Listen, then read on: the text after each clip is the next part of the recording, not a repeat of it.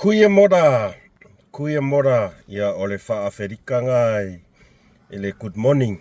Selamat pagi semua, good morning everyone.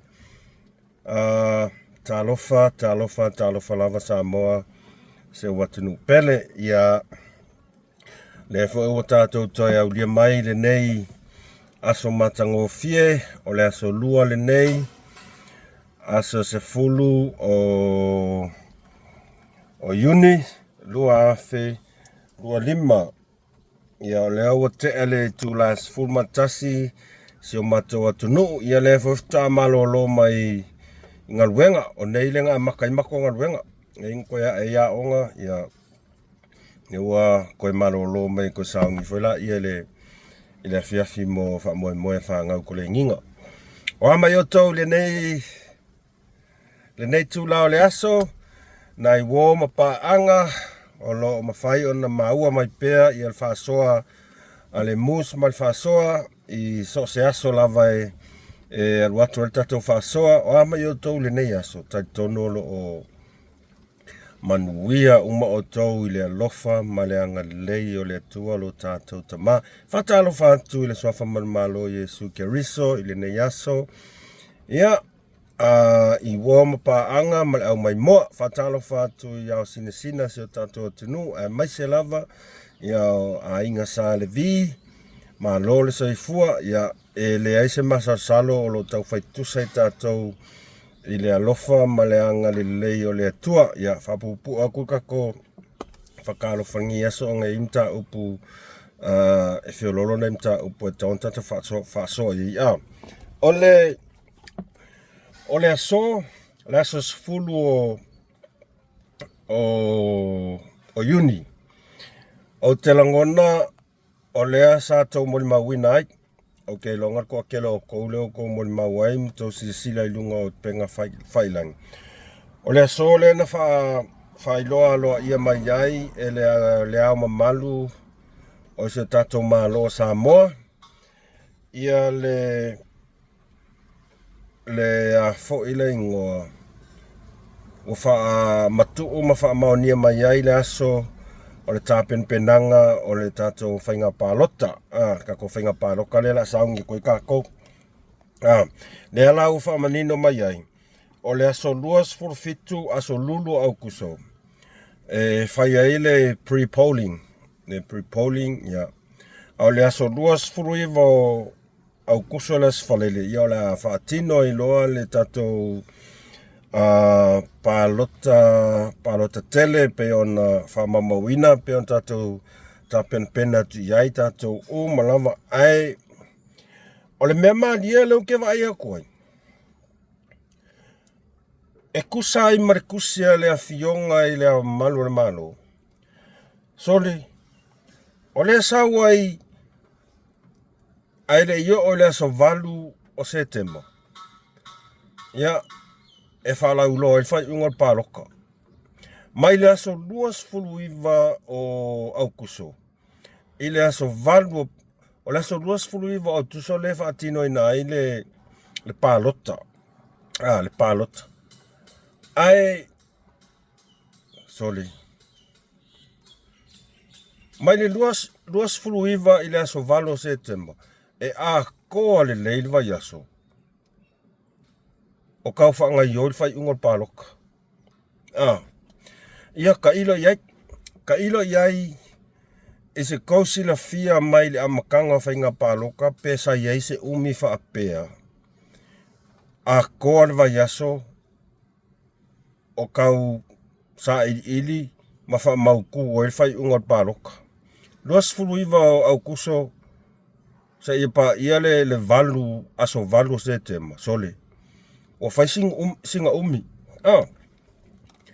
o le meo ke o foi sa moanga le luas se lau afe luas se lau mo kupu afe le fai kau a fai o kangaka a le la koa le vai aso o kau fai kau ia paroka kusa ka kou ia ngiusila mauskania fai kau milionga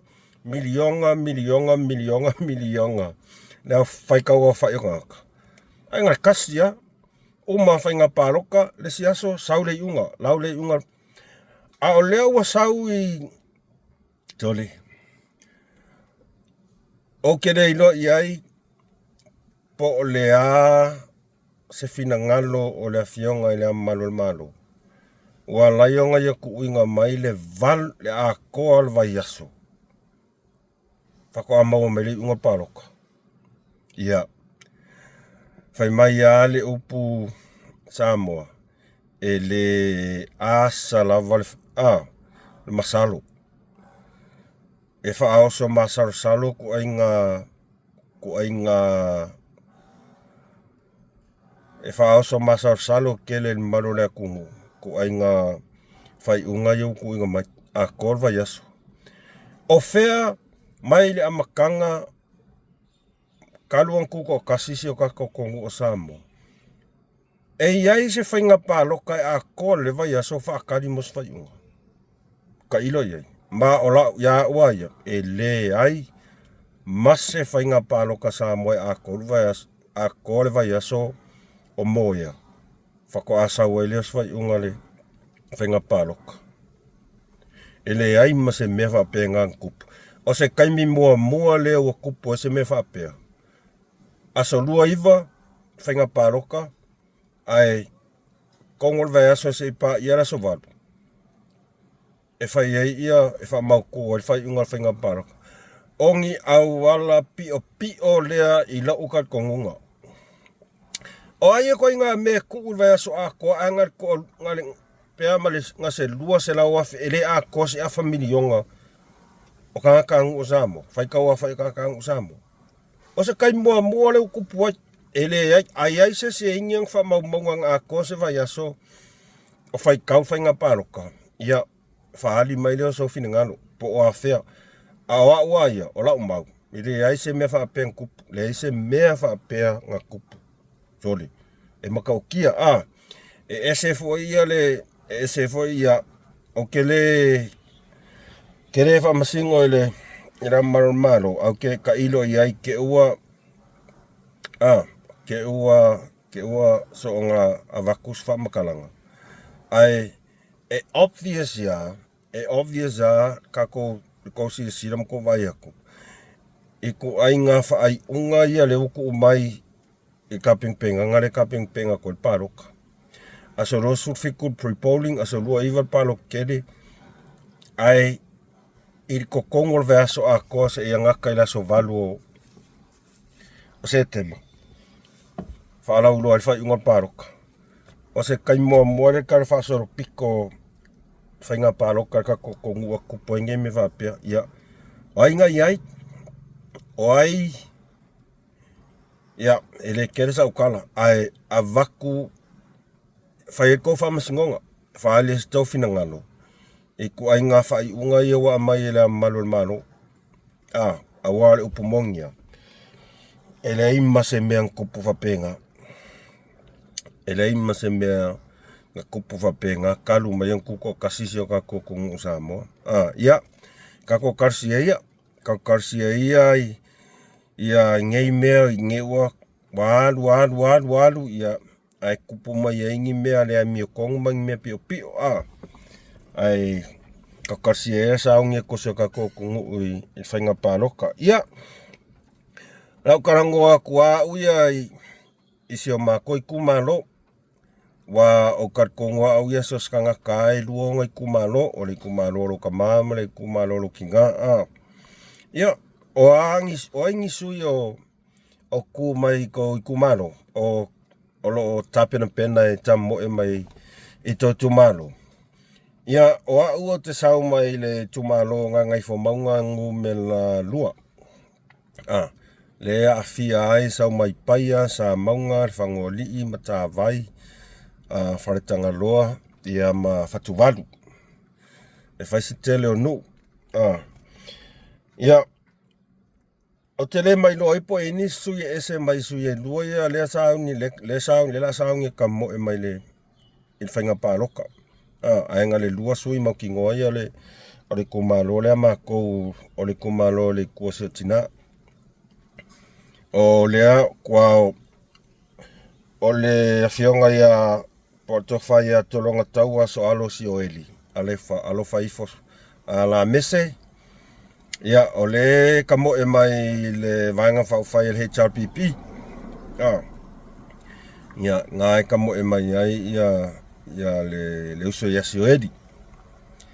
Ia or kako ainga or whatuatua le tua samo tasi le tu mawai pea le tamo e mai ai le sui le iai pe taimina i tato ainga whatuatua le tua samo tasi ia o foisala lilo. O te masani le lei to lua lea, o ke masangi le et ko lua lea, ai mai se lava le uso ia si oeli. O si oeli, e mawhangal mawhinga uo vai kaimia wa sa mawasenga wakasi mai, nga makupu wakasi ai kongol mako nguu, nga mawasenga i Amakamad Primary School. Ia o lea ua sauni e foi. E tamo e le vaenga whaufai le whatu aia le HRPP. Ia, e le aisa ua ia i whitwhiringa le uso ia sioedi. O lea au kau aku ia le swafo sioedi. Ia warang o le ngoanga mama sangi mima ua ia. Ai tua ia opa ia mo malu toronga ta soalo. Ai karangoa kwa sioedi. Ia. Mawhangal mawhinga wall, mako mawkanga, mai mako la iki. Ia mako aonga for primary school ngai. Isa fune primary school la. Ia, ele tele sa tala, paule mea o lana whirwhilinga.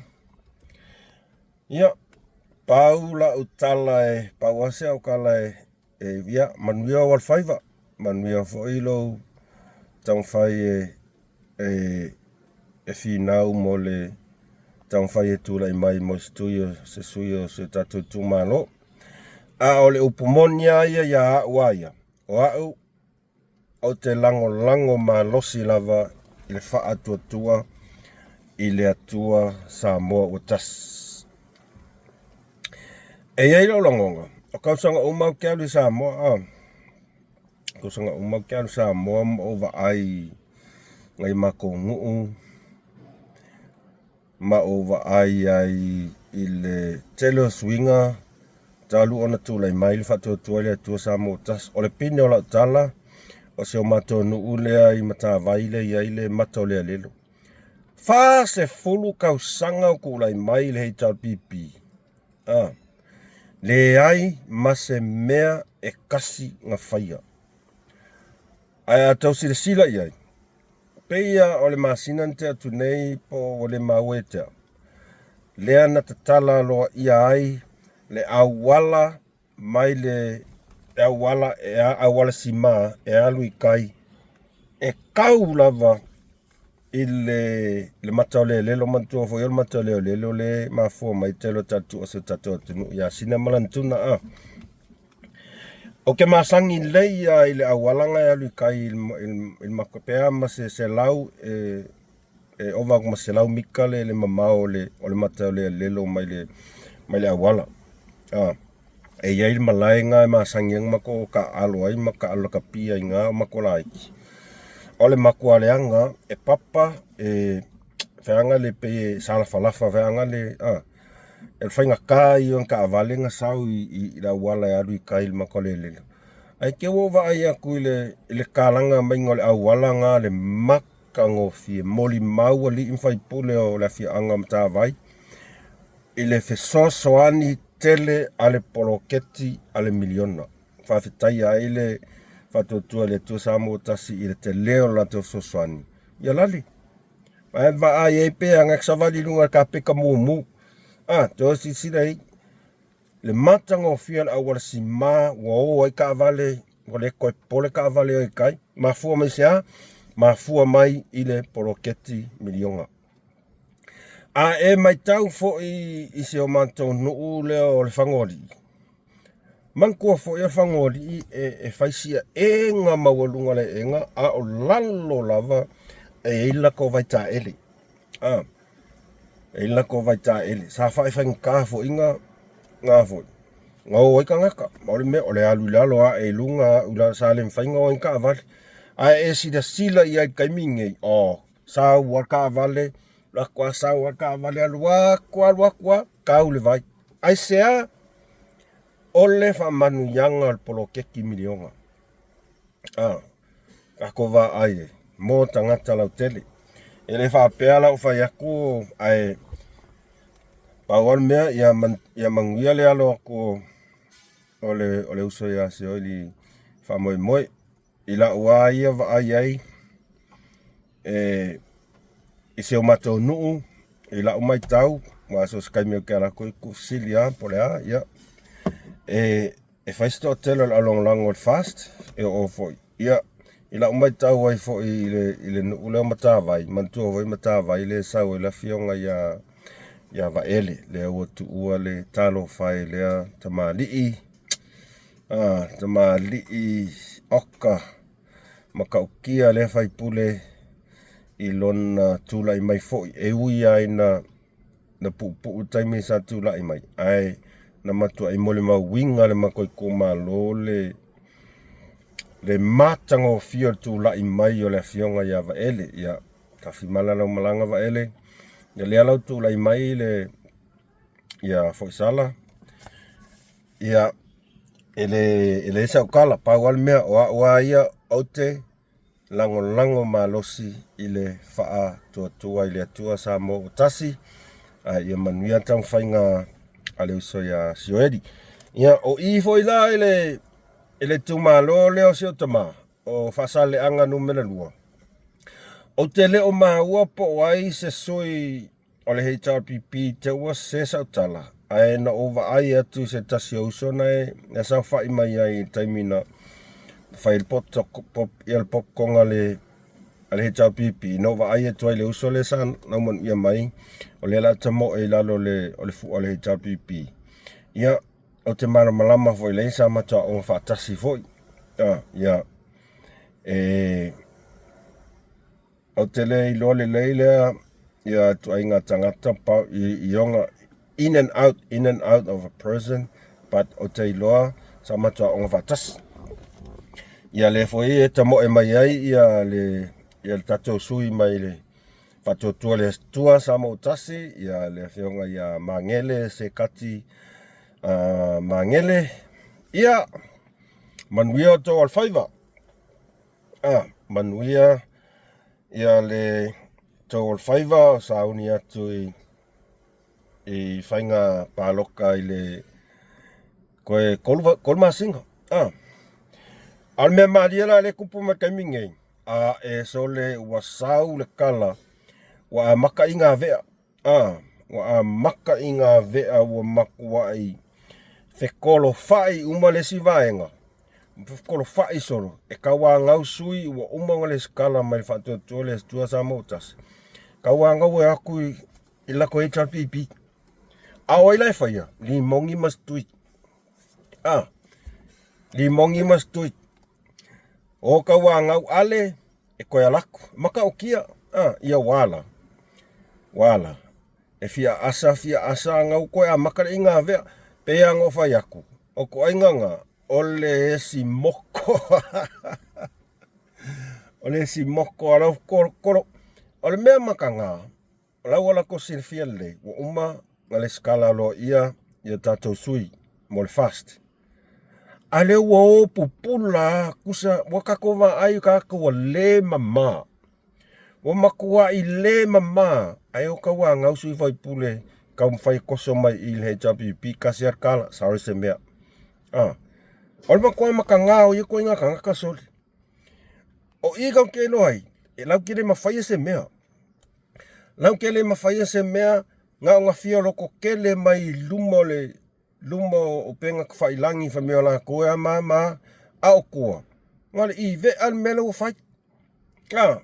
I ve al melo o fai. Lau o kawa ngau sui o maule skala o fai ai ia kofi mingiska e lele I fai le pā loka.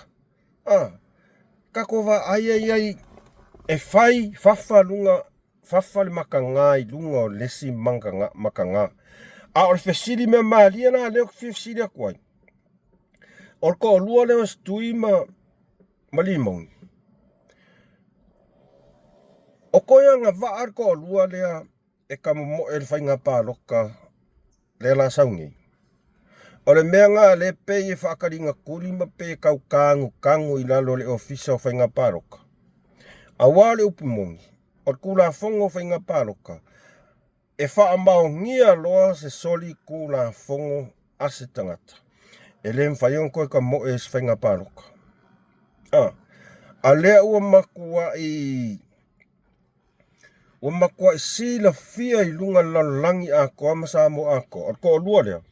Ua makua I wha mao ngia la soli kula fongo mai wha msingonga. Wha mole. Share aku kako video lea. Ina ia mawhai ona maua mai e tato tustalama tato media le Samoa. E kaunga oe whaasili le komisinga o whainga paroka. Po wheo iet kula fongo o whainga paroka. Le mwhai ai o paroka kakau wha maungia sori kula fongo. Aua le upumongia. Ua makua I wha maungia sori kula fongo ko luare. Ale whewhe wa ia peila ua o sifi o le akungu. O iga ke doai. Le wha maongi malea mio kongu o le komisinga o whainga paroka. Langa o ia kaka e kaunga malama lei kula fongo o whainga paroka. Wha maungia lau sori kula fongo e le whainga paroka. Ai ka kova ai leo. Leo kai koe wha maungia kai stuit. Ai sa ka kau, kai minge sa kau longa sau se wha malama ale komisinga whainga paroka. E wha iloa mai ei vaenga i ngofo malama ile kungu. Ale vai e kumpe ia le la ka kangu lalo pa ole afo. Ka kangu lalo ka peka ia mea ia. A o mea e kaunga sida fia le kungu. E kaunga siringia e kuskala. Kula fongo whainga paroka. A e soli kula fongo. E le mawhaiong e koe anga waa. E ke alus whainga paroka. A leo makuai wha maungia soli kula fongo ko duale. A le linga mai e whakaringa kuli ai komisinga o whainga paroka. Leo wakiri e ang whainga ko duale. O le upumongi sa le kakau makuai anga waa. Ise whainga paroka. Langa o soli kula fongo o whamaungia le soli o le kula fongo. O ila la kako sila ila mio kongu o le komisinga o whainga paroka. O ke kalo ku fo I kuskala ma le media kako Samoa. Ko ai ngā mea ia kaunko uo sue. Ko ai ngā mea ia kaunko sue. Ai awako ke o sue vale mai la fionga la ulio malia koa. Ingai kama I mea pengi fisina kama I kamaiki. E kaunko sue mea ia langa mea ia. E ao na sila fia ele tunu o Samoa. A le kau saungi e kul whainga paroka. A wha pea e mawhai o ngao mai sa I lele malimbongi whainga paroka. O I ngāna kau kei loa lea mia kongu malpio pio o le komisinga whainga paroka. O le upumongi anga ele whaalo rosa ukala. Langa o lo mangingo mai a kula fongo o whainga paroka. E wha maungia losa usori kula fongo e le mwhainga koe alu paroka. Ia kako whakatkali lea I Samoa. Kako whakatkali. Share aku le video lea ia I loa mai ele media Samoa. O lako ngaruenga le kaung fight. O e whafsiri. Lai lau ke lo leia nga wha maungia sori kula fongo at ko lua lea. Ai le ei masese lako e se whaku. E alu e whesiri ngiam ma whesiri I le komisinga o whainga paroka. Pea nga wha at ko lua lea. E o ai I le whainga paroka. E le ise au ngā e kalau lau mai ai ia ngkou skala mangia. A re ko kere whaion me kaung fight. Pea ngofe aku. O au e leo skala. Ai e ai olo o ia kau leo kwhasoa koe lo mga ku. I mea le wa aia koe kak Samoa. I mea pio ma mea le mia kongu ia whai ngi kangaka. O koula. O le leo kangaka Samoa. E o e whesiri ngi ai. Inga ia I loa ai ma whamangingo. Le sao malea mio kongu. Al mele vai e kui iau kou. E kuar kaka me kuat. E le wha maongi. Tulou la wala inga tustala. E ngare ko la iki asi vai ngangai whaiamia pionga. Au lau kele. Matango fie la ko kiuke. Langi Keresoma. Matango fie. O amesene matango fie. Aisi au kuskala ngai kala imela ko university ai ako se sila kaiminge ole makwa fa avalvalea e loa ko alfa ku au pepelo ele alo sa kala ai nga fo inga sa ia kule kelo la ku ile initial au kuskala o nga lai lo la ku ele fa inko ele fa yo ko ngalwenga ele o am yo kong fucking oinga o ko ngalwenga se yo skaimi nga vakulola io lo fa ka inga le se kas kuskala le ai mi ka imai anga university ai le loa ya ka ilo ya ke wa over sa kala ole meanga lo ke fia ole e kaunga si la fia le malu le kungu pe anga vaat ko lua le awal me mongia ua fa amaungia sa kula fong se ka ko va ai lang fa ka kanisa mo ile amio kongo kula fong male amio kongo po fe o yai le kulanga le ku welcome singa le o kom singa fa nga paloka awal upu mongia e kau o nga le anga vaat ko lua le e kau nga le anga vaat ko lua le ia o ngisinga o ngai moku nga afa o manga o e whaasoa kuai. E whaari mai esto fina ngalo awa afa pea e yese siota wao ke longa ka ko umama mlama kula fongo e uia e le ka kon kuskala ai vai ngal kula fongo ka kemana malama e uia ang fai mai sio ka ko e vale ka kere ahonga ai o ka ko e kam fai e ka ko e vale tam fai ta tu su e tu la fono ia maka ko malama i fo ile fa winga inga ole kula fongo ia le wo o mai le fai nga palo ko le la saungia ngai ale ai le ai se kala pe anga vaangi ka ngaka sol kula fongo olonga winga afa pe e mau masfai unga e anga vaa il fai nga paloka ai ko ku mai la ko olonga winga o ka ngaka sol kula fongo le la ko mai ko fau kula fongo e fa fe nga fau ka sol kula fongo o ngai kong sila iai le komisinga whainga paroka. E whai la mea kongu mara mea sa awa o mea mo ia e koe pa ua kua ilo ulu ko inga mea ia pia whapea. Nanga o le fia whafonga lea kungu e fia siri fia lea kungu po feo iai le tonu mara mea tonu o kula fongo ia whafau kongo kako kungu. Ale whodinga mai o ngai ngu ale na fionga le komisinga. Awa le whai mai sang kala ia afa pea fo yo ngu komisinga whainga paroka. O le media kako, le lau ke mana malama le meko. Ai le ima se singa oe kaunga oe fesili. Kaunga oe fesili. Ia.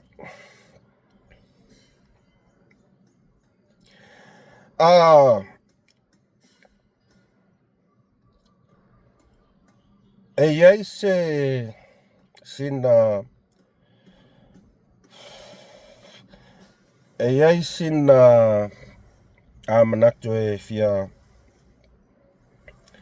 whaali atu e winga i le vaenga o tu stala Samoa tu lau lava le pa ia ma le malu tu stala Samoa ai masene media o te langona e le nga o aukanga kai e kering fasea i mea ia tupu mai ai mai se lava po kalame i o whatatanoanga.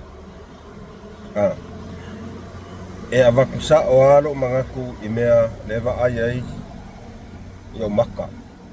O te langona fo i olo mani mau i lo tatou tunu i tatou le tau sila i le ese senga o le whainga o ngaruenga atu stala. E whaila ukala i le i por kalame lea o le fola falasa o matamata i elas falaile. Nga whangasao ia se fesilia se tasi o tustala. Se o mantafa, ta o pele swafa. Se o mantafa. E winga i le masiringia ina fianga lau le malieto. I le tusi leo tua ia le fianga lau le matua. Sa i faise tusi avel bank. E transfer o mai ia tupe tono lang account, tupe vaenga whaia fasta. Ai a tau sila i reactions ma o le mea maali ai. Lau wa ai ma lau whausenga i koe ngā kuskala ia. Ele amia kongu. Ao mainga i folol fala. O pe yala ko profesa mala ko fsili. Pe yala ko profesa mala ko fsili. Ai ao ngi o yaku le epa. Maku wa i pepi ale nguku. Maku wa i pipi a nguku ma whainga la ko fsili. Ai sea, e whewheo wala ko lore fwiku le epa e kali mai a i lelea i oswhai ai. Ale a sa tau sila i so se fesili e tali mai ai la fionga la ule mali atoa. E tali mai lava i le anganga whaalo malama.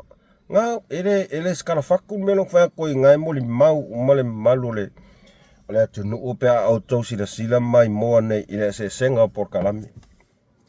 Ao mai i le folol fala. So le wapei o profesa ma whainga la Coffee City. Wapei ngi whamasingo. Pengi lo ia whainga la Coffee City. Ale astau sila i le responder ale whionga la ule mali etoa. Tali malu. Tali mai whaaloalo. Ai sea e whaaloalo maamana ia i le whionga la ule mali etoa.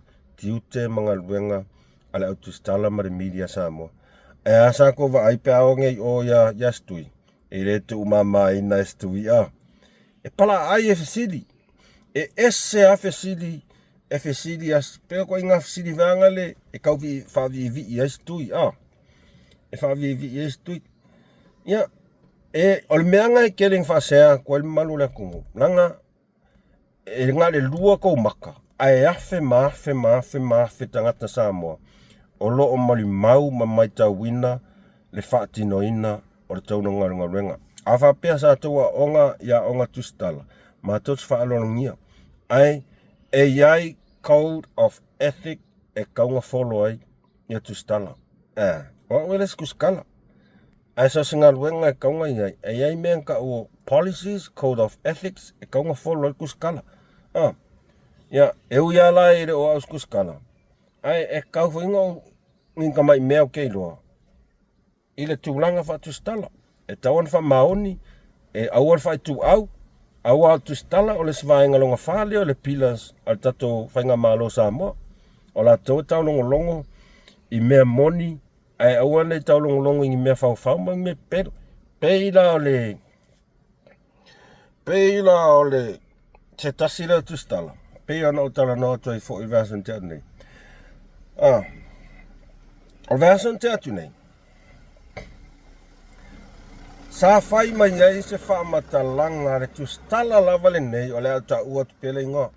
O mainga, ke reka ualonga ingoa suafa makai. Na fai mai el wha makalanga ar kuskala le o mainga. Maonga ma whauwhaunga. Wai ai lang whaai unga, e fōringa mai. Wai lang whaai unga. E le kaungu unga ma le unga yo o e whaamasingonga le whaanga solo ngei. Leo whaanga solo ngei, lea e whaanga solo whai unga lea. Ai a kou mai kau ngei e whaamakalanga mainga le nga sau ilunga i. Leang whai mai e. I whaanga solonga le o le whaamasingonga lea. A sau le unga le whaamasingonga e se la auli malvaenga ua loka. Ai a sau le whai unga le whaamasingonga e se le tua leo. Ia, wa umar keis. O le asau kou whaafonga i koe ngā kuskala ia. Kuskala lea. Le ngofo ma lau mai longa whai longa i le US. Kuskala. Ia, au ke iloa ua malama umakaka Samoa. Ilanga sunga lea, le kuskala lea. Ila meanga maua mai ai langa kuskala, lang whailong kuskala. Mea lea au ke whaiakwa ia uia Samoa. mea lea e whainga kāia ngā e koe ngofo oe malau lau ngiau whailonga. Whain kāia au mea lor ngofo koe lau vi ngiau whailonga man mau lunga ngia onga ngā ea onga. Awa fo i ole mea piko siri nganga le ka ua e ki oi. Po ale mau lunga whailonga. E le ka ua. E ka ua lo wha maongi. E le whainga o kiuke. E ka ua lo malama i policies. E le whakingo inga o kiuke. E ka ua lo malama e follow ma e sa vali code of ethics. Ole tiute na te whatonina. Ngau wala ui ngai oi. Peirar kuskala. Lea lau o sau ngei kuskala le mwhai mai. A saule unga whamasingonga e saola au lima o e se la au lima marangwaenga. Waloka, whalpui. A sau e se ia leo. Ia, o umar case. Whawasenga i fo oe koe ngā kuskala lea. Whawasenga i fo oe. Sai eisi kaimi ngā whaikau e kuskala, sos kuskala e kaunga malama i kula fongo. E kaunga alu lele so e su e kula fongo, mai e loa ai malama i ka iala i kula fongo, po ame kupu pea whapea mama.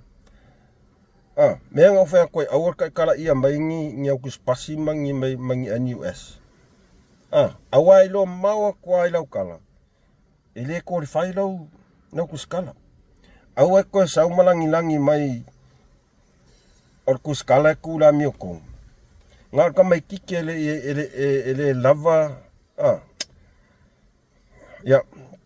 Ngā ka ele malama i songo whamkalanga. E kat kongo yau kala. O ngā ilo mai ilo whai ku au. O e kuskala. O oe o kuskala. Ai a kousi na sila ngei so se kai me sa wai por kala me kuskala lea. Ai va ai. E fōlinga mai e kolu pū lo ngai offer kuskala le kai me kas. Mua pe fōlinga mai o ia le leo. O ia o le kuskala. Koe o ia o le whamasingo. E kei loa longo fia kua le whaingo whamakalanga. Kusanga o ia e loa umamasao. E loa kula fongo leo. Mele whai leo.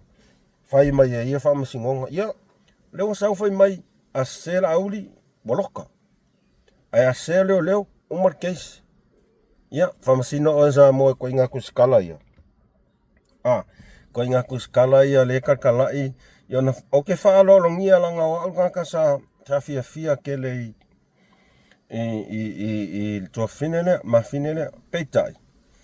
Kaluanga vai lua ingal fas. O inga ngo kai loi ko inga kangaka ia. Ele ku se amio kong. E ku i me maua. Ku fifa i mea. Ku awalangi e sa i mai a i kangaka sa moa ie le kausa a kukala ia oi.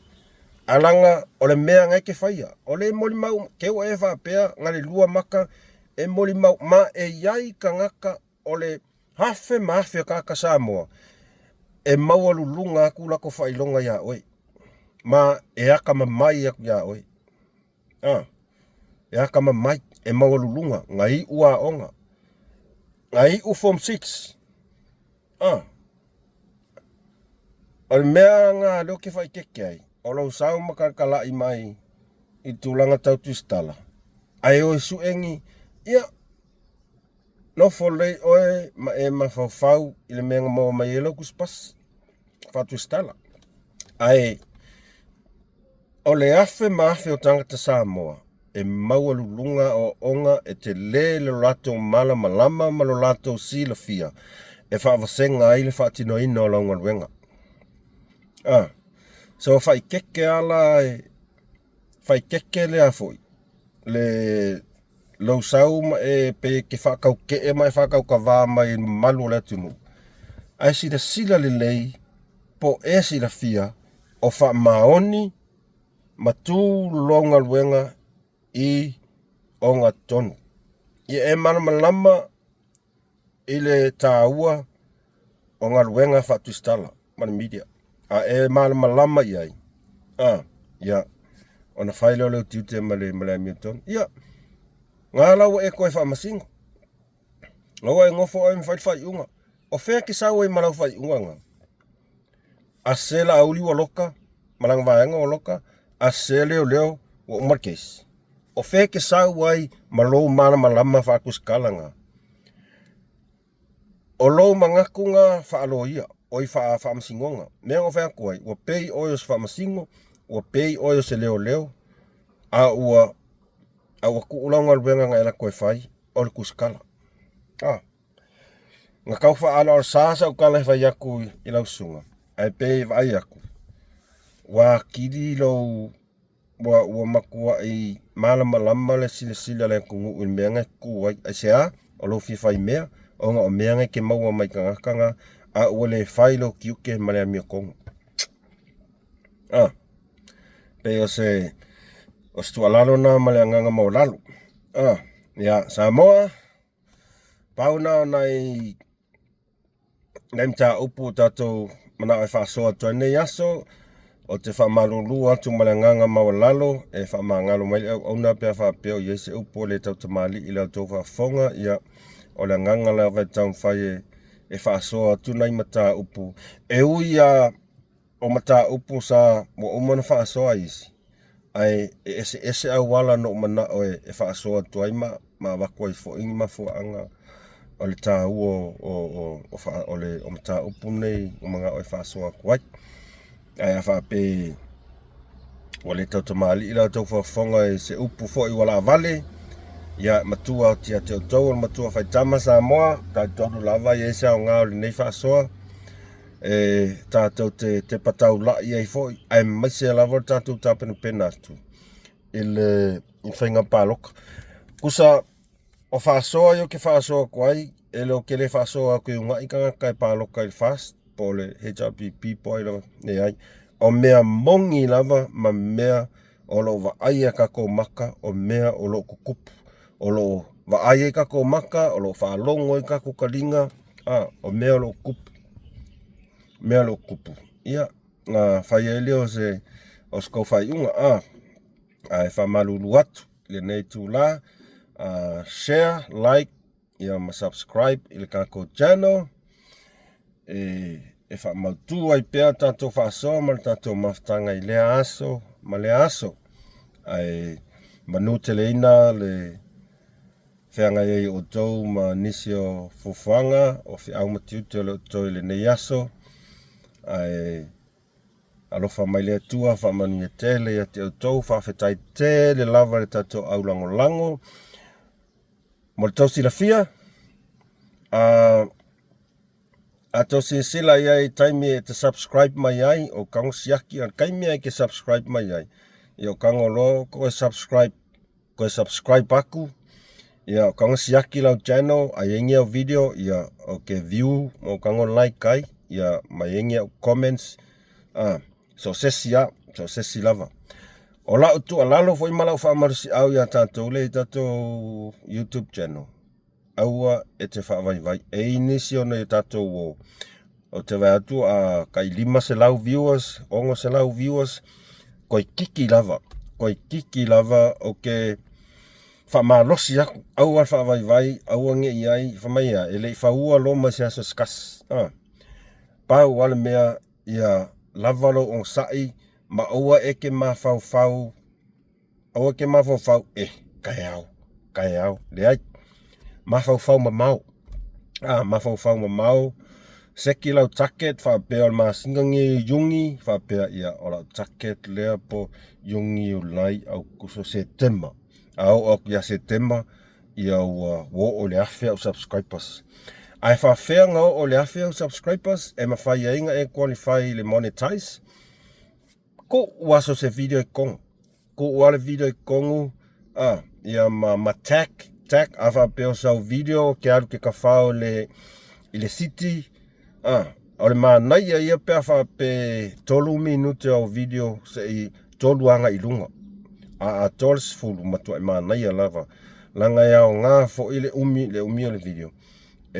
Umi e wai tā ua fo ile melo le watch hours ia whai masiakia watch hours a wha pēr o watch hours le wa ye taimine pe ma se afe ia ona sa ia le ma ko ku wa video ele ngata ina fatupula ia ai viewers ma subscribers ia e fatupula ia i fo ia watch hours e o fafe watch hours ia ai o ia subscribers ile afe ia ai qualify la ia ke monetize ai ola fotuanga ma naia ia le pu on ia original videos pe tolu minuti anga ilunga ia fai me anga pu ema ko ilunga au ke fa vai seki set lau target ole sinana o uni afa pe o lua se lau subscribers ia fa pe kaungo o kia November po Oktober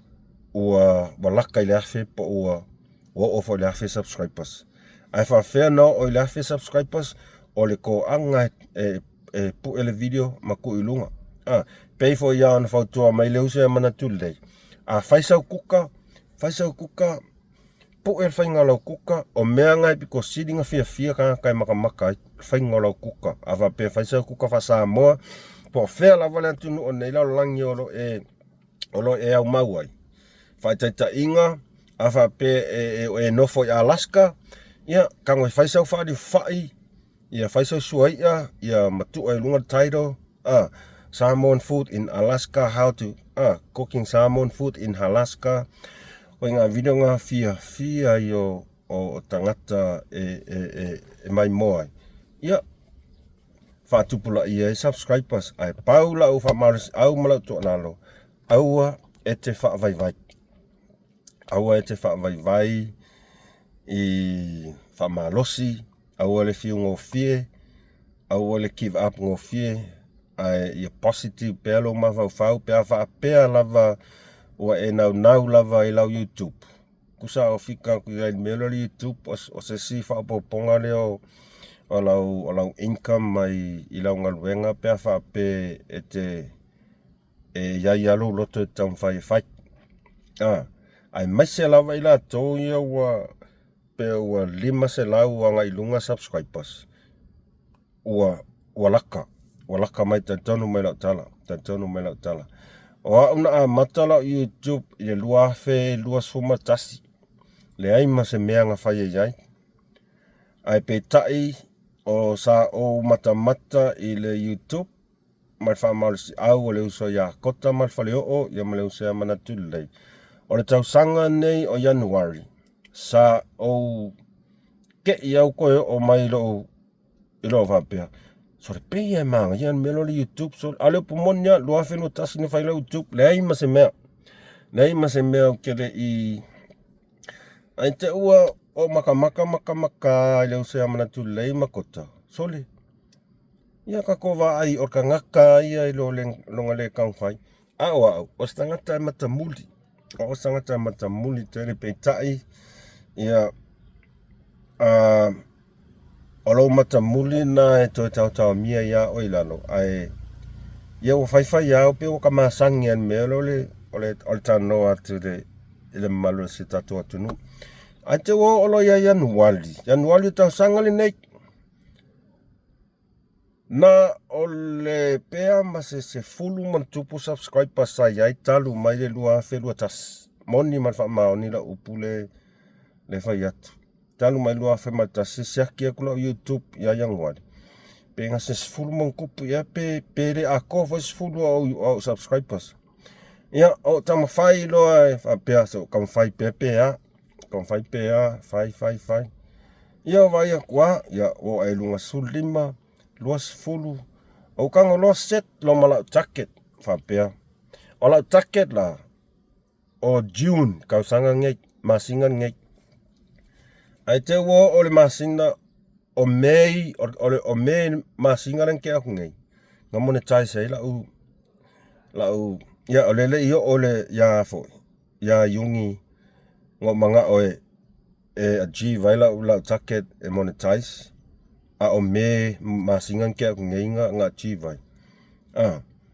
ya ese o kalangonga yo manga o fa soa ku ya o kou ngai o wo mai masangi ava pe wa ia nga ia o ia subscribers kako okay lo view kula ko video ma nga ia la ko video se me ka le sia ya awo fo lima se la ko subscribers ole me mo ia ai makalonga serious my focus e lo pe ke wo ku ya le po ke topa o monetize la channel os fa maris awot na ya tatou ai wo ma au me mai awot tatou fa vai ele se me mo mas file mo paule mea a fa pe a te mata muli e fai menia video pe ola o mele fai atu tala noa tu tatou tu no tele a wala ai alu e tafao ave se fa nau le pitch fai va le po e va le video pe over to matolu minute matwa mana ya